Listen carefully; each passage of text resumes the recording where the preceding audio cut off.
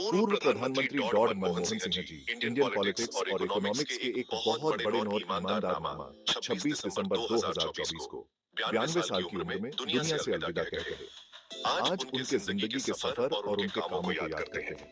26 सितंबर 1932 को अविभाजित पंजाब में जन्मे सिंह साहब बहुत साधारण परिवार से आकर हमारे समय के सबसे इन्फ्लुएंशियल इकोनॉमिस्ट और स्टेट्समैन बने।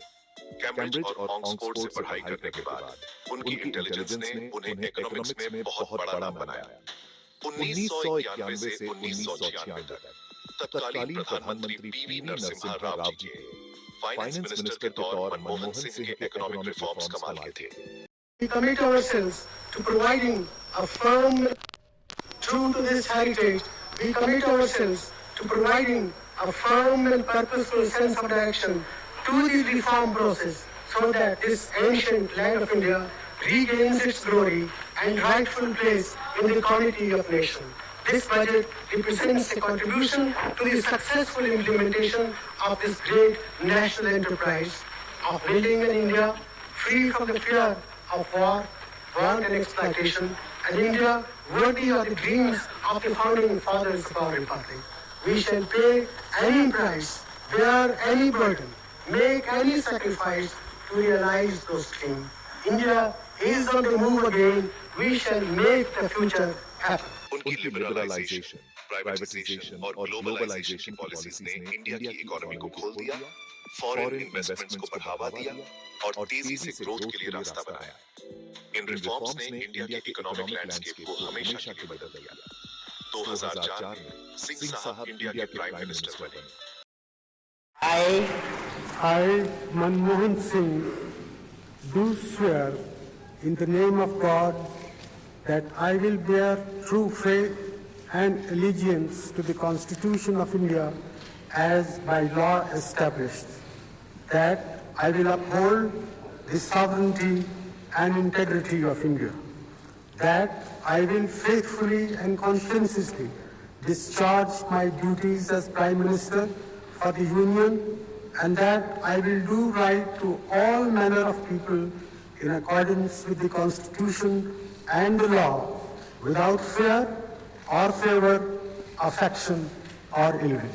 I, Manmohan Singh, do swear in the name of God that I will not directly or indirectly communicate or reveal to any person or persons any matter which shall be brought under my consideration or shall become known to me as Prime Minister for the Union, except as may be required for the due discharge of my duties as Prime Minister.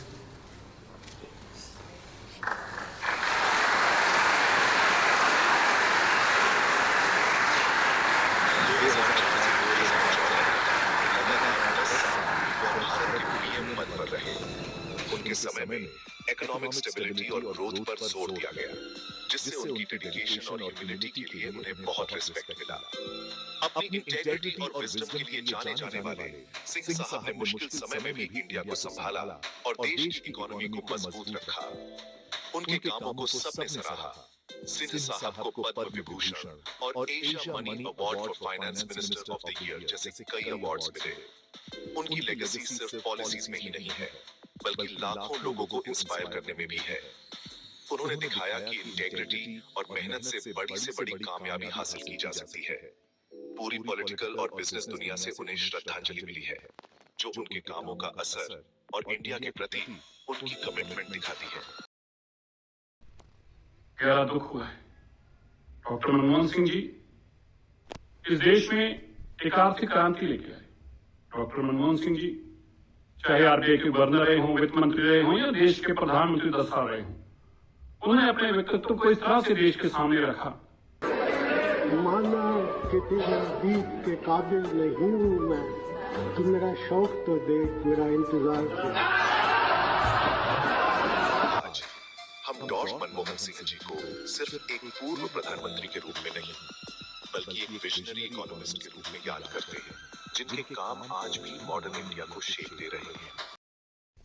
आज मैं आपको देशवासियों, आज मैं आपको प्रधानमंत्री के रूप में आखिरी बार संबोधित कर रहा हूँ। देखने के लिए शुक्रिया। अगर आपको यह वीडियो अच्छा लगा तो लाइक, शेयर और सब्सक्राइब करें ऐसे ही और हिस्टोरिकल फिगर्स के बारे में जानने के लिए जिन्होंने दुनिया पर अपनी छाप